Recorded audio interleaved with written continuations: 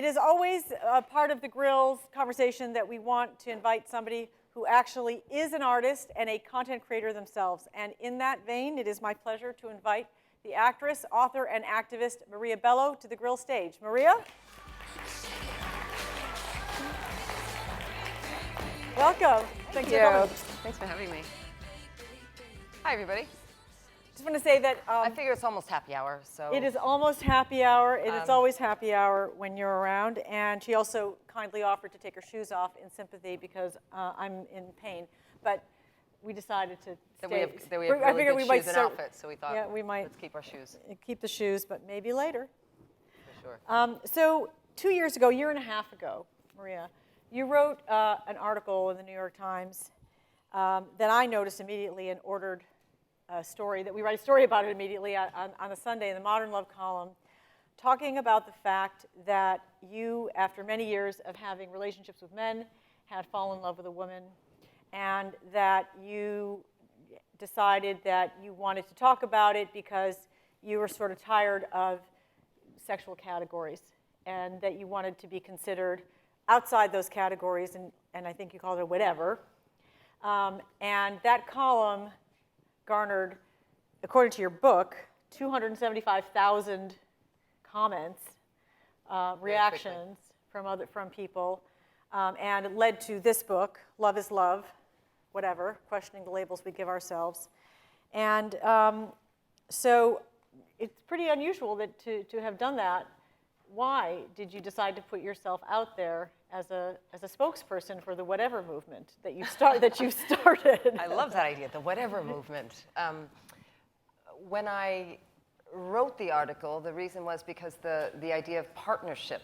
I wondered what that meant, considering that almost 50% of the population consider themselves single because they're not in a romantic relationship having sex, they're not married. And so I've had many partners in life. My son's father is my partner, though I don't have a sexual relationship with him. Does that make him any less a partner? My partner for 7 years was an amazing Jesuit Catholic priest. Did we have sex? Nope. But he was the person that his shoulder I cried on every day. So I wanted to write about that and the transforming labels of family and partnership and sexuality. And I had no idea what a big conversation it would become.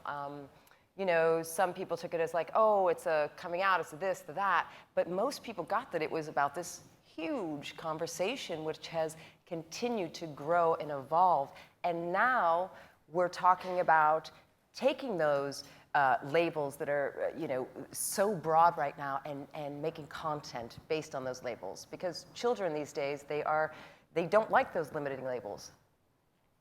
Well, I absolutely understand the desire not to be labeled, and it's an interesting choice that you made because you could have just gone on with your relationship and just let the world, and just not say anything about it, So why did you feel compelled to speak out? Because then you become a magnet, it seems, for other people who want to share their stories. Yeah, and that was really exciting, and it all started with my 12-year-old son when he said, Mom, one night he said, "Are you not telling me something? Are you in a romantic relationship right now?" And I was like, "Yes." And I'd been waiting for this question because I was, in a romantic relationship with my best friend who happened to be his godmother, and it just happened suddenly, and I just took a breath and I said, "Yes." And I said, with his godmother, and he went, "Mom, that's great. Whether you're gay, bi, lesbian, transgender, or whatever, love is love. Shout it out to the world." This from a 12-year-old child. So I went, wow, he has a whole different perspective on labels and defining yourself sexually, and it's not something that I'm really interested in. Facebook just added, about a year and a half, 2 years ago, more than 50 new gender options and sexual identifications. Right. And so now people come out and say, I'm gender fluid. Jackson says, no one really cares, if someone's gay or whatever they are, who they have sex with. It's not an issue. So to bring sort of, my generation into that conversation what are is people exciting. saying to you? What was that huge wave, I want to say tsunami of reaction? What did people say? Do you know most of it was about whatever families which was so touching to me. I have a whatever family. One woman wrote to me, I, live in my home. My best friend lives in the room next door. My ex-husband lives in the back house, and we all share a daughter, and we have a dog. My two of my dearest friends are sisters, and they've raised a daughter for 20 years together, living in the same house. And so it was mostly about family and about partnership and people claiming their partnerships. Even some people writing to me and saying, my dog is my partner. Is that weird? But for a lot of people, their pet is their, you want to call it a person, a partner. Mm-hmm. It's a very interesting moment that we're at in the culture, and you sort of jumped in with your own story.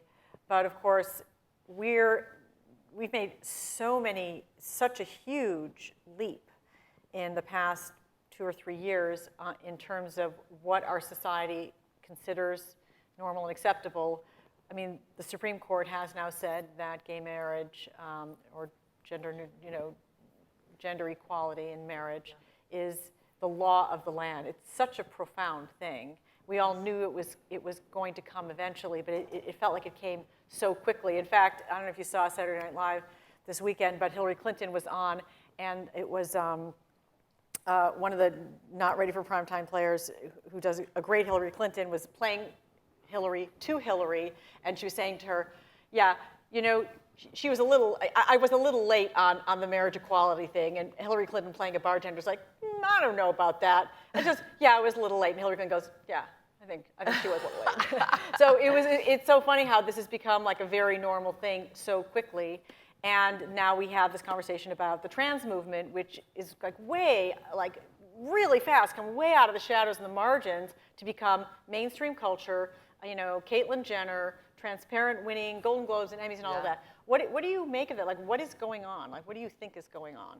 Well, that's the reason I think that we're driven to create new content that reflects that. This has become, our company Pan Galaxy Ground 7, it's all about redefining normal. And, a lot of families in the United States, I don't care if you're from middle America conservative families, most people know someone gay, have someone gay in their family, lesbian or whatever it is. And I think people are starting to realize like it's not really an odd thing. It's sort of pretty normal, and that this has gone on forever, and how great that we're now creating, as I said, creating content that people are excited about, that diverse communities are excited about. Not only diverse communities, but sort of regular communities. Do you think, though, that this is part of, that there's a division, like some part of the country thinks that this is just from Mars, and that people, let's say in this community, think it's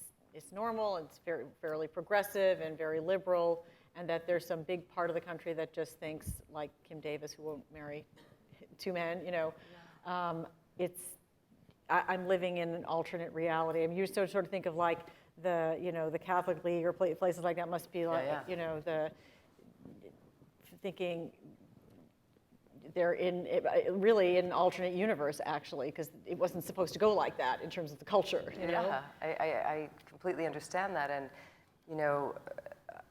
with the Pope just here, in my book I talk about reclaiming my Catholicism. I was born and raised Catholic, but I went away from the church because of its views on gender equality and gay marriage and women in the priesthood and a woman's right to choose.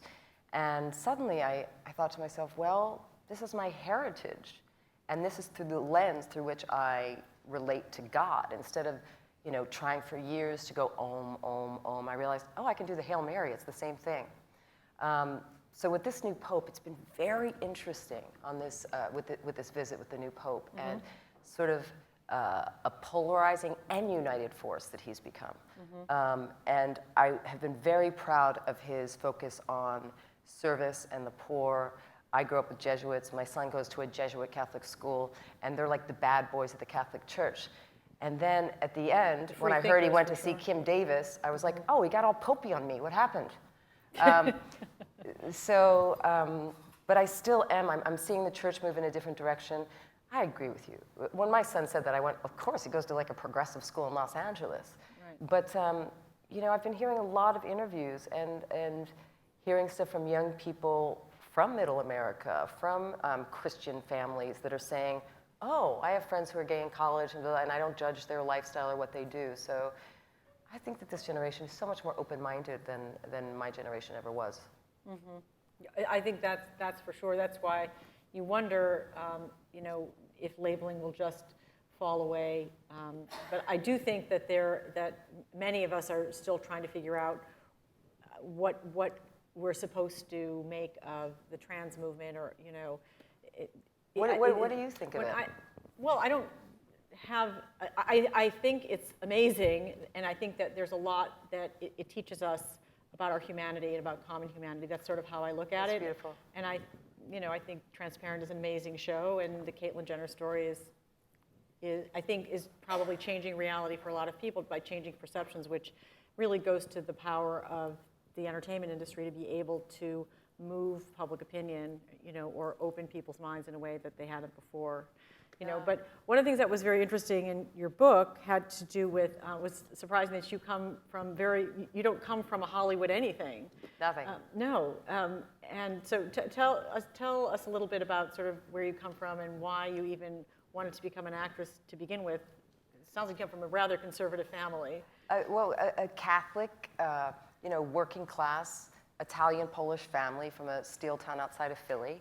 Mom's a nurse. My dad was a disabled construction worker, and grew up in this environment of, you go to church on Sundays, and I was going to become a lawyer. I was working at the Women's Law Project in Philadelphia, so I was working on international women's rights, which oddly enough I still do, and it's a huge part of what I do in life, in my career.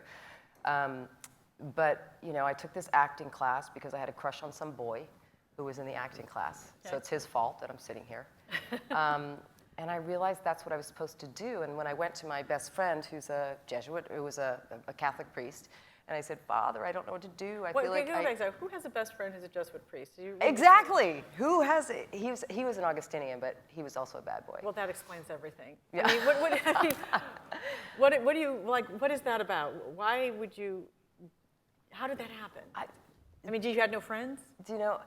Kind of. My best friends never went to college. I went to high school with all of them, and they're still my best friends. One's coming next week.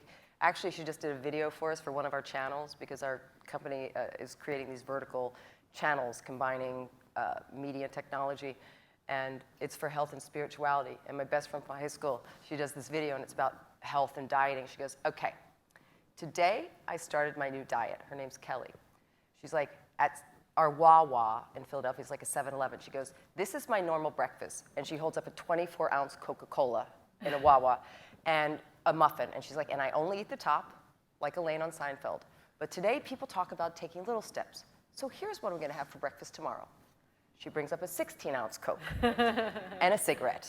And she's like, and more than that, I'm not going to get a ride home from the bar tonight with some guy I don't know. I'm going to walk home the 8 blocks. And that's her diet. That's funny. It's That's really great. funny. So my friends in high school were like this. And my friend, Father Ray, when I took his class in social justice, peace and justice education, we had a similar, a similar passion and a similar purpose, which is I knew somewhere within me that my life, my purpose was to have a purpose, and that my voice eventually or somehow was going to be used for telling stories or creating some sort of equality, not only between the sexes, but between people in general of different colors and different countries and different races.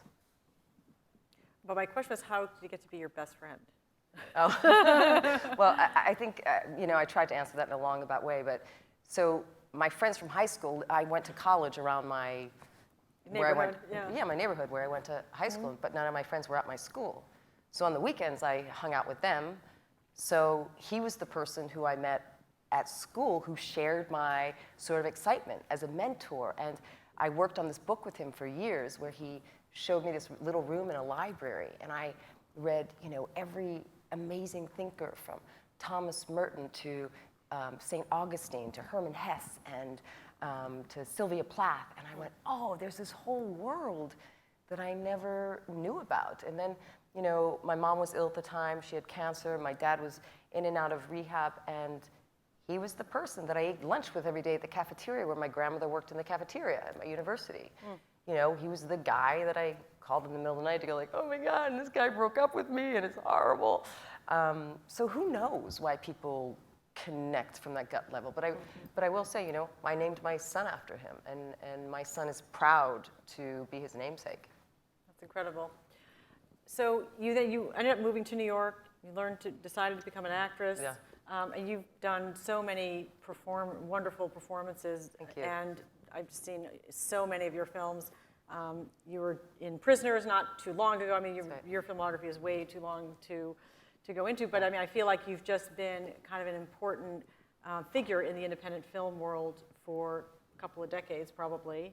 How does it feel today, trying to navigate that in Hollywood, finding the work you like, finding characters that speak to you? Do you know what's really fascinating? People say, so I've been doing this since I was 28, so I was never like an ingenue.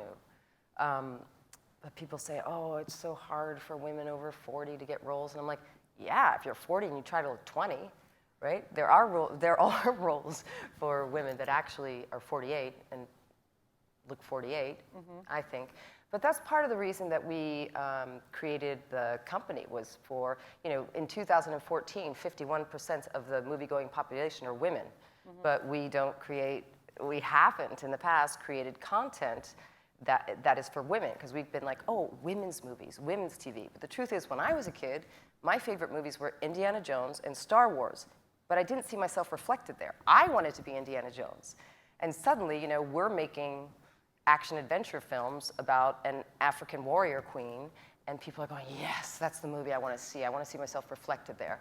And because of the internet, because of technology, it's becoming more of a, you know, a global nation. When you look at China, I was just with my friend from China yesterday who works in the film industry, and they're the second largest market, and they, you know, eat up this sort of, not only the action-adventure, but the humor and the common humanity. And now when I see an advertisement, if I have to see one more advertisement with, you know, a couple of single, you know, white guys, you know, in Hollywood, like with a gun like this, I'm like, I'm exhausted. I don't want to see that anymore. I want to see something different that reflects diverse voices.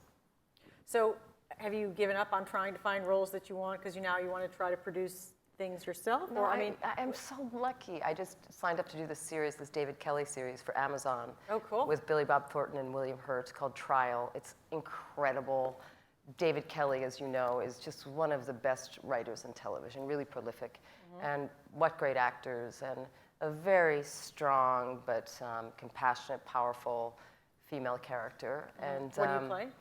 I play a lawyer at a corporate law firm, and my ex-husband is Billy Bob Thornton, who has sort of fallen off the corporate ladder for many reasons. And the whole series takes place over 10 episodes, and it's about a particular case that really digs deep, sort of politically, socioeconomically, you know, corporations working with governments or not. It's a very layered show, and something that I love. And, you know, I've done quite a few movies and have some coming out this year, but a lot of my work right now is focused on creating content for this new mobile platform, which hasn't been done before.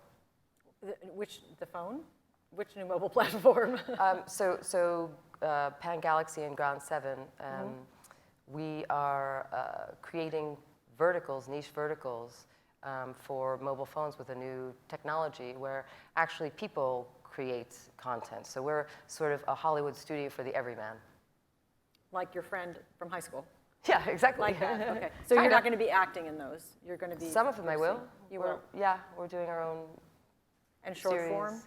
It starts out as short film, but it turns into series. And I can't tell you much more, but the press release will come out in the next month, and you'll be able to find out more about it. Okay.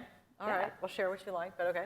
All right. So, I mean, in that sense, well, I'll go back to the question I was asked before. So you are finding the roles that you're looking for? I mean, we talk a lot about how hard it is for women. You brought it up yourself in Hollywood, and that there's not roles being created for women, and there's not enough projects being directed by women. That's just statistically the case. Of course. And I've spoken to, I interviewed Maggie Gyllenhaal this year in which she talked about being turned down. I remember, I love that, by the way.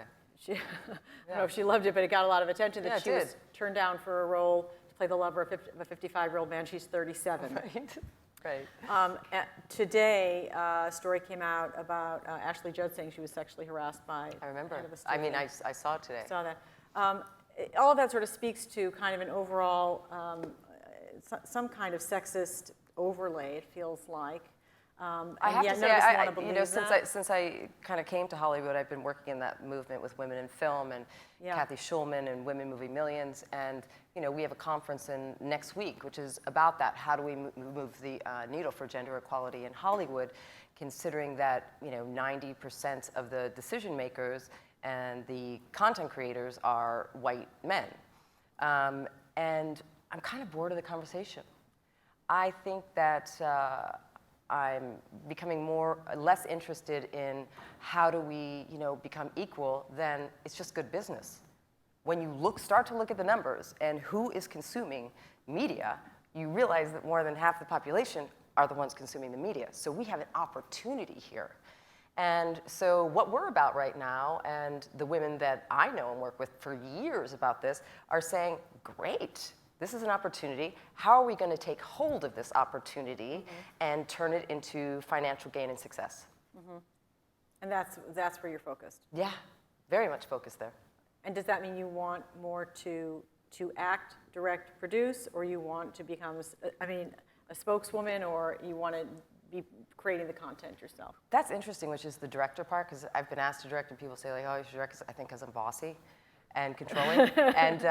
But I don't want to spend the whole, that sort of year in a movie and editing and being, very, to micromanage things. It's not my thing. I really love stories. I love storytelling. Since I was a kid, I started reading these romance novels when I was 7 years old about, this woman who dresses like a boy to go on this pirate ship who has this great adventure. And those are the sorts of stories that I want to tell, that I know people want to see. One of our movies is written with a kid with cerebral palsy, but it's not like a sad story about a kid with cerebral palsy. It's Frankie's story, which is hilarious, and it's like a Tarantino film that he wrote. And that's what I'm interested in, is really changing the perspective of what a woman's story is, what a handicapped story is, what a black story is, what an African story is, as opposed to what a human story is. But you're focused on diversity. Yeah, I am. Meaning you want to balance the scales out. No, I don't. It's not that I want to balance the scales out. Like I said before, it's what the world is craving, and it's good business. Like literally, it's not even about balancing the scales. It's taking the opportunity that's here right now. We're riding a wave. I mean, the wave is here. UCLA just came out with that study a few months ago that said the more diversity in film of characters, the more money they're realizing that the film makes. So you're going, okay, I want to ride that wave. I want to go there. So I think the studios are starting to recognize that. And many people that I've talked to in the studio, in the studio world, have said, well, we want women, but we don't know how to find them. So we're going to make it easier for them to find these great women, not because they're women, but because they have great content. How are you going to make it easier to find? You're just going to put the projects together? Do you mean? You'll read about it. Oh, I see. This is all the stuff you're not going to tell me in the press release, man. This is very tough. Okay. Talk a little bit about your relationship with John Calley, because that was a wonderful. Did you know him? I knew him, but nothing like you knew him. He seems very much like, it seems like a very special relationship that you had with him. It was. John Calley, of course, was one of the great moguls, really, right, in Hollywood and in contemporary times. Ran Sony was at Sony for a long time. Yeah.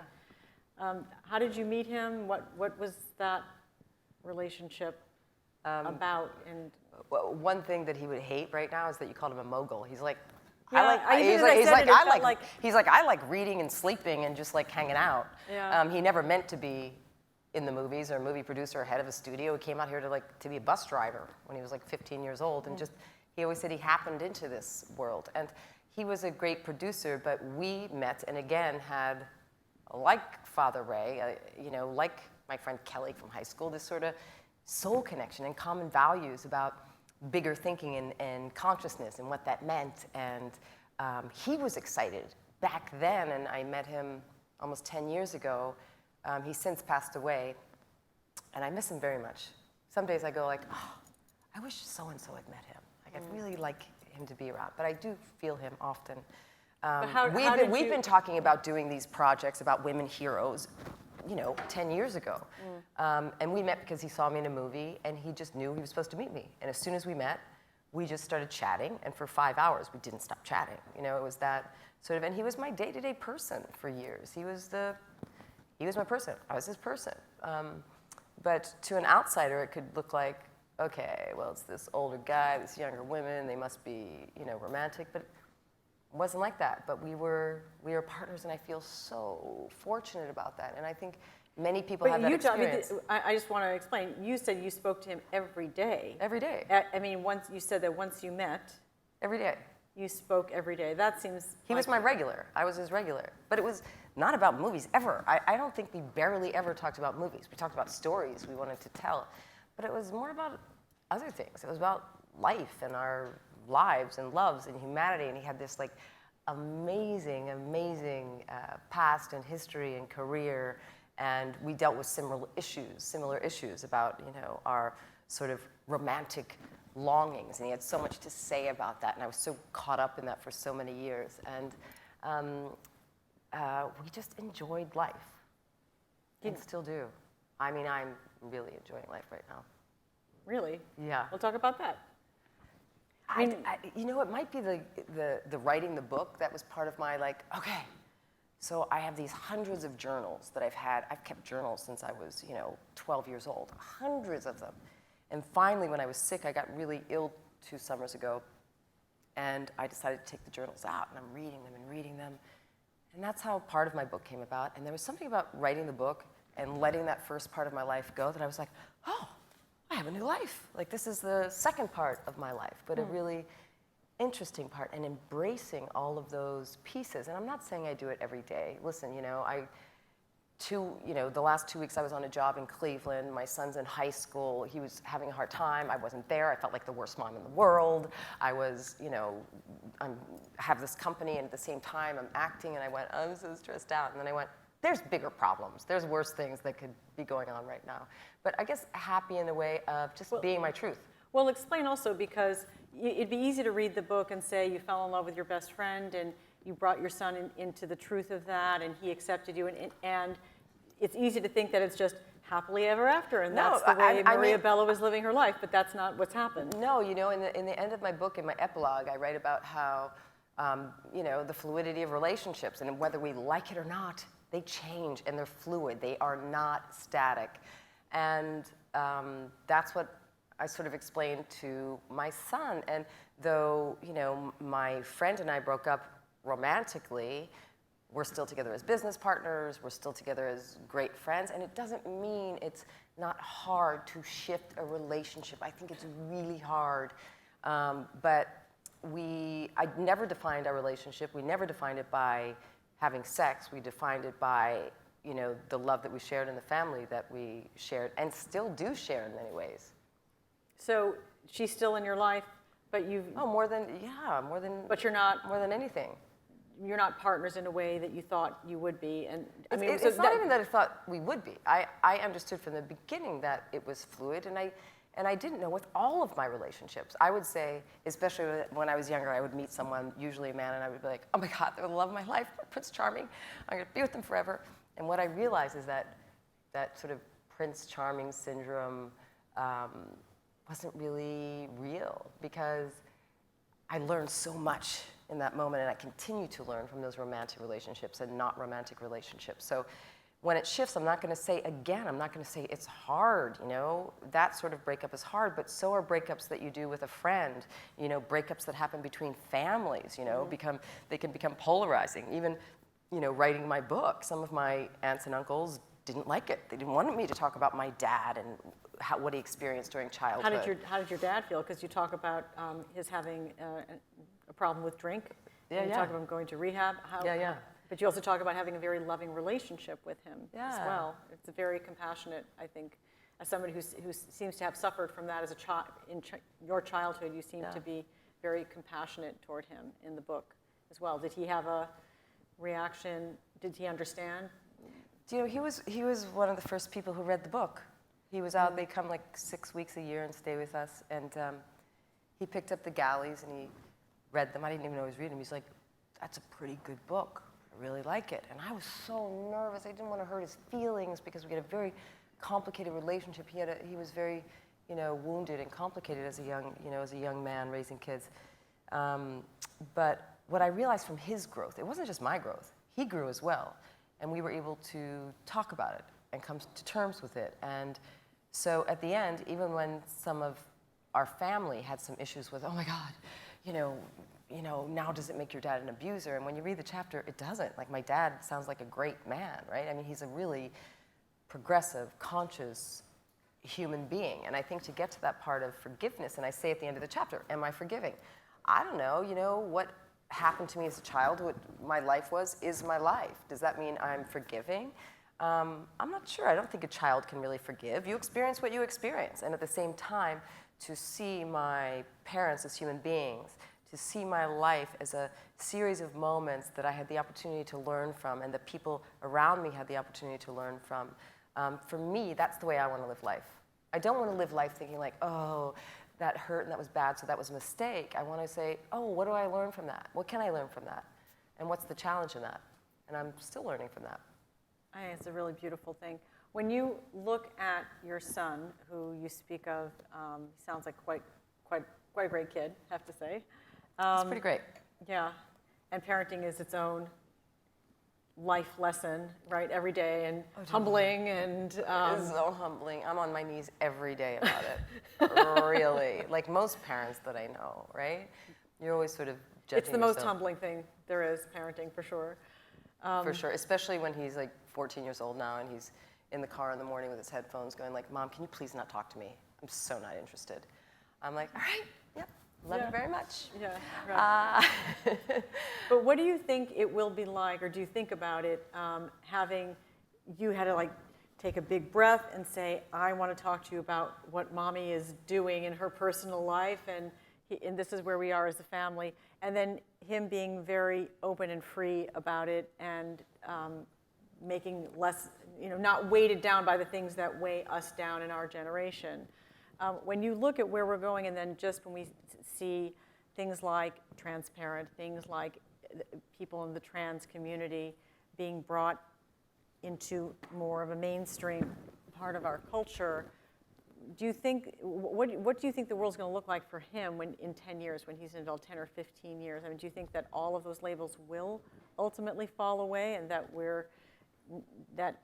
all those traditional things that were accepted for so very long are just going to start to loosen and become? That's my hope, and that's what I see from the young kids that I know and are speaking to. Jack's been raised by, his best friend has a single, is a single mother and was inseminated by a gay man. That's his father. So he, and my, best guy friend is gay, so he doesn't really think like that. But then again, now he chose to go to a Catholic Jesuit school. So what is he going to learn? I don't know. What are his beliefs going to become? Is he going to rail against our not conservative, untraditional family and go like, yeah, I don't believe in that. I don't know. I don't know where his head's going to go. All I know is we were in Paris this summer. It was his first time in Paris, and we had this alone time. And I said, okay, listen, what happens in Paris stays in Paris. And I told him a lot of things about my mistakes and my faults, and that our family was shifting. And he was pretty understanding, though I know it'll take him some time to process. He's not this perfect kid who just goes like, oh, everything's fine, Mom. I know he has stuff, like I have stuff that he'll have to go through, and that's the worst part of being a parent, that we can't protect, for me anyway, we can't protect our kids from all the lessons that they're meant to learn as much as I want to, as much as I want his life to be joyful, and that's the only thing he learns from. I realize that he will go through painful experiences. We will have different opinions. Yeah, but to your point, I think that the world that he's growing into, and the kinds of things that you're willing to say, openly, I think are creating a different reality. Yeah, I got to tell you, he didn't even read my book. Most of his friends, they were like, "Oh, that's cool. Heard your mom wrote a book." Yeah, they didn't really take it as anything new or a new conversation. They don't. When people say like, "Oh, we're so brave of you to write this," or "We're so brave of transgender to come out," "We're so brave," for him, he's like, "It's not brave. It's just normal." So that makes me excited. Fantastic. Thank you, Maria Bello. Thank you. Thank you for having me. Thank you. Thank you so much. Thank you. I really appreciate it. It's wonderful. Thank you.